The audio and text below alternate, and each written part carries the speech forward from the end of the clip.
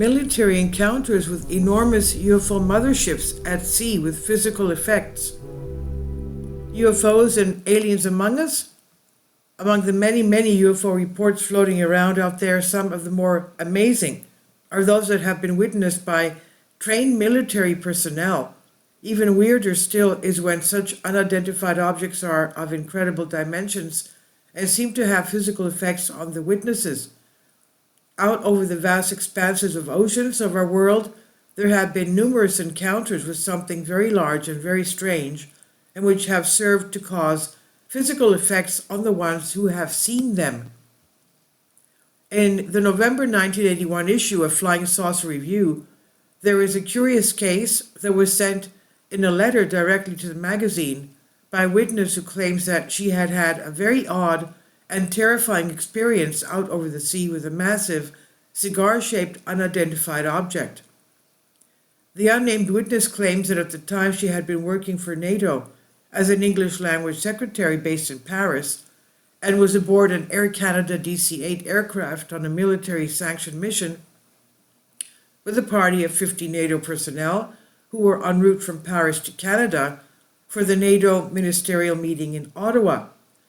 At the time, the plane was deep over the Atlantic Ocean, and the witness was in a window seat looking out, enjoying the view of the sky, when something very strange and very large caught her attention, and she describes it this way. I was just reaching down to take a book from my hold-all and was astonished to glimpse below the plane something dark and absolutely tremendous that stood out in vivid contrast to the brightness all around. I could not believe my eyes. I pressed close to the window in unbelief, and there, almost beneath the DC-8, was a gigantic dark gray torpedo. It seemed menacing and frightening, and I had the impression that it was stationary. It was utterly unlike anything I had ever seen in my whole life. It looked as though it was made of steel. No portholes or windows were visible. No wings or projections, nothing but the long, perfect torpedo form with its bullet-shaped head, and the rear end, which was cut off sharply and squarely. The monster, and I emphasize that it was this terrifying size that impressed me, was well below us. I thought maybe 2,000 meters or so below, but of course I had no way of being able to gauge this or to estimate the size of the thing. I looked down again quickly at the monster and saw that a swath of tiny clouds was beginning to pass over it, though it remained visible through them for a few seconds before being lost to my sight. The sighting greatly disturbed the witness, but when she looked around, the other passengers and on the mostly empty flight were either asleep or lost in their books or thoughts, so it did not seem as if anyone else had seen the Bahamut in the sky. At the time, she decided not to mention it, afraid that no one would believe her and that she would be ridiculed. The witness at the time had no real knowledge of UFO phenomenon and was rather confused and frustrated, but years later she would read several books on the subject that convinced her that she was not crazy. She would also begin to link what she had seen with a more frightening aspect of her experience that had happened after she had seen the object, and she said this: "After my glimpse of the monster torpedo, I sat there brooding on it for half an hour or so, as I recall, when suddenly the DCA started to shudder and pitch up and down violently, noising steeply upwards and then steeply downwards, and this went on for a long time. I might explain that I had often encountered turbulence and air pockets when traveling by airplane, but it had never been anything remotely like this. This was as though we were in a gigantic lift that was shooting up and down madly, and as though that was not enough, there came a succession of reports like cannon fire or thunder filling the cabin. Meanwhile, the plane continued to shudder and buck violently, and each time it came down, I had the sensation it was going to break in half. Throughout all this, everybody in the passenger's cabin sat there petrified, absolutely silent and white-faced. After a while of this, I felt such panic that I rushed up front in search of a stewardess and shouted, 'What's going on? I'm scared.' I lifted a curtain in front of what seemed to be a sleeping berth and found a stewardess lying on the bed there. Her hands covered her eyes as though she were weeping. She gave no response to my shouts, and all around there was total silence and still, apart from the sound of the engines, overlaid by the repeated claps of thunder and the continued bucking up and down of the plane. I went back to my seat and suddenly found myself bathed in perspiration. Every pore in my body seemed to be hard at work, and yet I noticed that the light dress I was wearing was still completely dry. A second time I ran forward to the stewardess's quarters, but there was nobody there. I hammered on the door leading to the cockpit and shouted again, asking what was happening, as I was scared to death. The other stewardess came out and looked at me as though I were an idiot, and for a while said nothing. And then calmly she announced, "Ladies and gentlemen, do not be alarmed. The cabin is being depressurized." Shortly afterwards, the captain was heard to make the same announcement. Although at the time she had not put the two events together, upon learning more about the UFOs, she said that she was fairly convinced that they were intimately connected, and additionally she expressed suspicion that the crew may have even been trying to cover something up about the incident. And she explains, "I should like very much to know whether all that I have just described about the violent behavior of the aircraft and the loud reports is explicable as being due to the process of depressurization, and if so, what the circumstances that are likely to have made it necessary for such alarming and drastic steps to be taken. Is this sort of a thing usual and normal, as the calm behavior of the second mentioned stewardess seems to indicate? And why, in any case, had the other stewardess, as it seemed, been weeping? Was this simply because she, like all the rest of us, found the turbulence just a bit too alarming? Or is it possible that she was still suffering from shock after seeing the gigantic torpedo? It certainly would be interesting to know the answers to these questions. As for the plane's crew, there was only one stewardess who seemed upset. What's certain is that the pilots up in the nacelle certainly would have had abundant time in which to see the cigar, the UFO, as it slightly diagonally crossed their route from their port and well below them. No explanation or comment whatsoever about the cigar UFO was given by the captain or any other crew member, and no statement was made by the authorities when we landed in Canada. We were flying under NATO auspices, and in that sense we were under military control.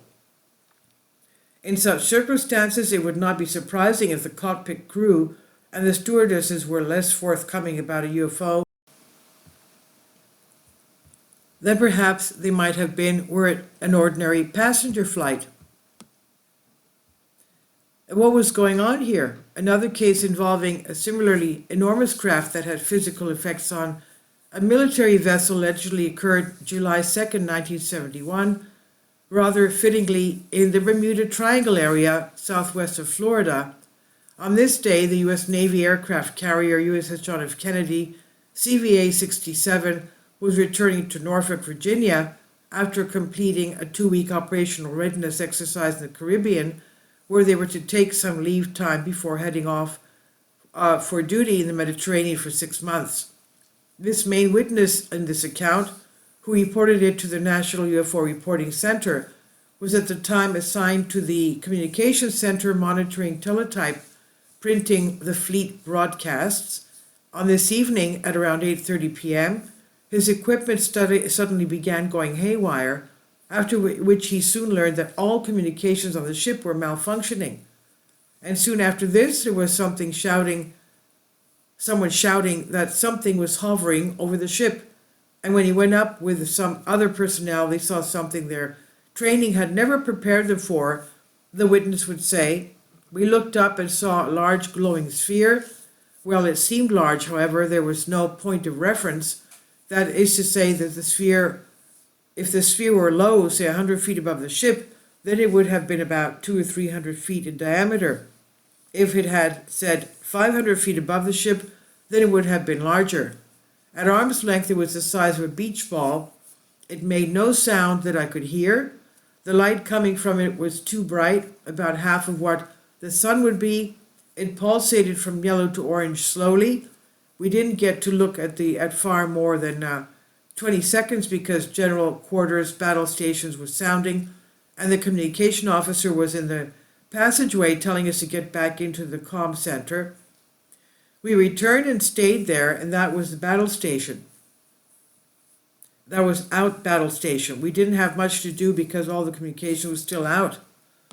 After about 20 minutes, the teletype started printing correctly again.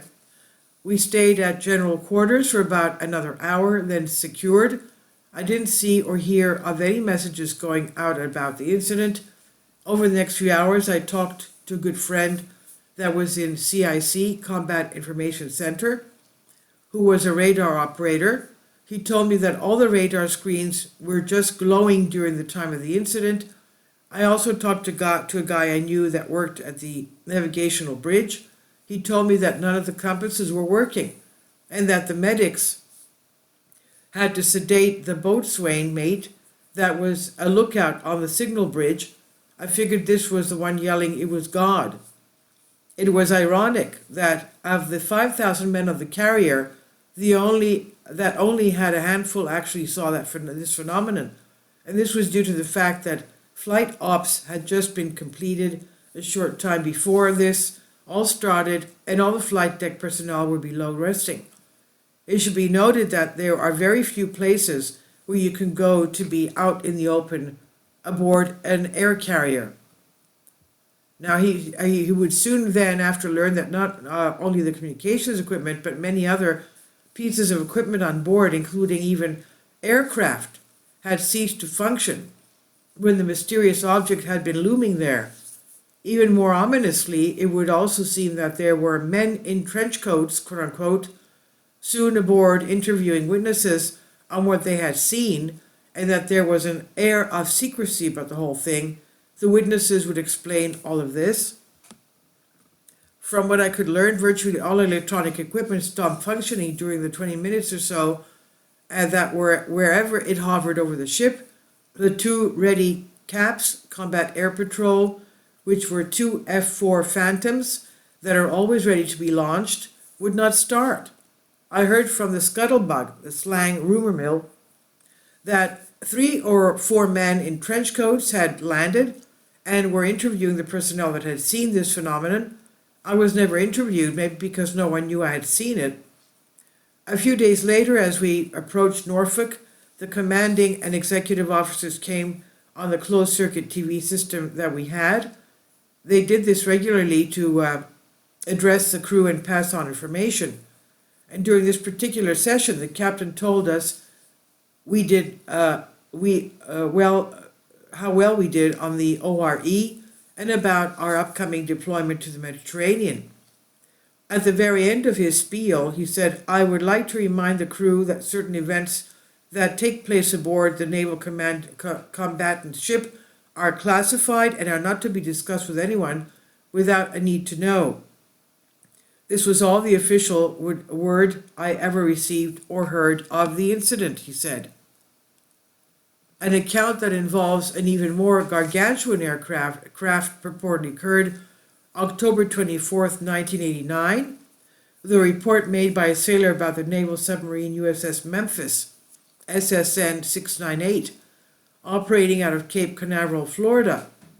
At the time, they were on special assignments protecting the space program, on patrol about 150 miles off the Florida coast, when the submarine began experiencing a deluge of technical problems.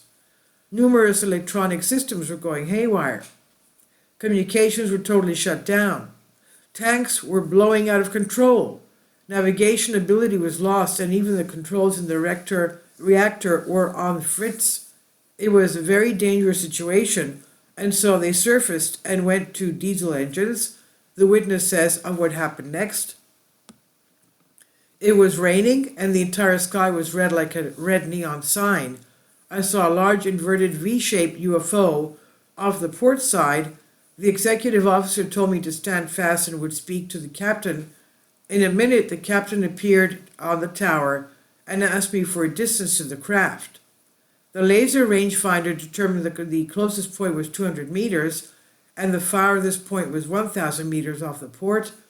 The UFO was not perpendicular to our ship, but about at a 45-degree angle. This huge vessel was over a half a mile across.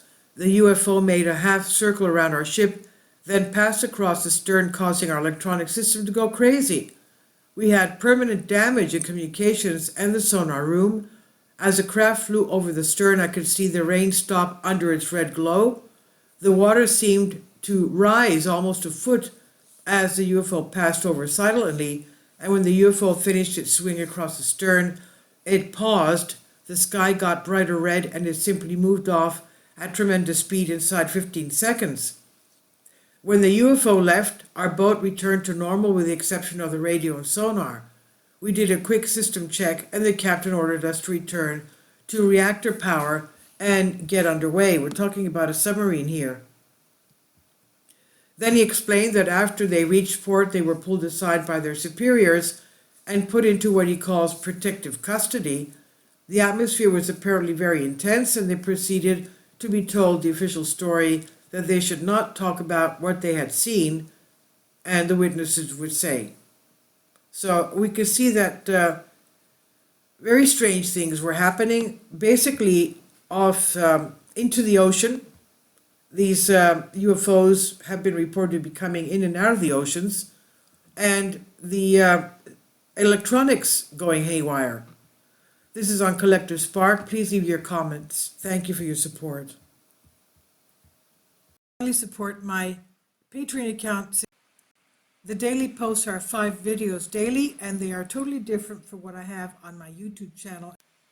Thank you so much for your support and that you find all my content so interesting. You'll find the Patreon account details in the description box below.